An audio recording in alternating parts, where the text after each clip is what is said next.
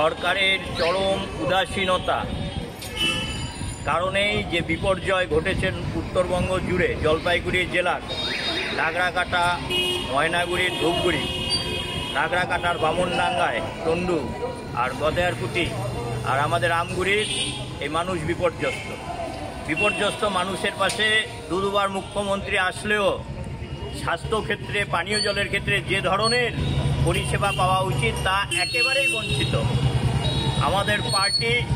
আমাদের পার্টি তাছাড়া ছাত্র, যুব, কৃষক, শ্রমিক, শিক্ষক সংগঠন সর্বোচ্চ প্রয়াস করে মানুষের পাশে থেকে বিপর্যস্ত মানুষকে একটু রক্ষা করবার চেষ্টা করছে। আজকের থেকে ভ্রাম্যমাণ যে চিকিৎসা পরিষেবা শুরু হলো আমাদের রেড ভলেন্টিয়ার ছাত্র যুবদের পরিচালনায়। এটা হচ্ছে যেখানে যেরকম পরিষেবা দরকার দিবারাত্রি সেই পরিষেবা দেবে। ইতিমধ্যে 35টি আমাদের স্বাস্থ্য শিবির হয়েছে, সেখানে পিআরসি ছিল, আমাদের জেলার চিকিৎসক যারা ছিল, যারা নিজ নিজ উদ্যোগে গিয়েছে, ওষুধ বিতরণ করেছে, বাচ্চাদের জন্য খাদ্য দিয়েছে, পানীয় জল দিয়েছে। বলে আজকের থেকে মানুষের জন্য, মানুষের সেবায়, আর্ত বিপর্যস্ত মানুষের সেবায় এই ভ্রাম্যমাণ পরিষেবা কেন্দ্র, স্বাস্থ্য পরিষেবা কেন্দ্র চালু হলো।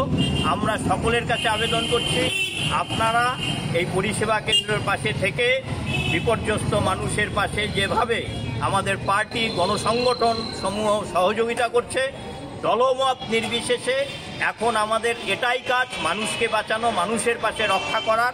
আমরা আমাদের সামর্থ্য মতো দাঁড়িয়েছি, আপনারাও দাঁড়াবেন। এই আহ্বানটা রেখে আমরা এই সূচনাটা করলাম এই সুবোধ সেন ভবনের সামনে থেকে।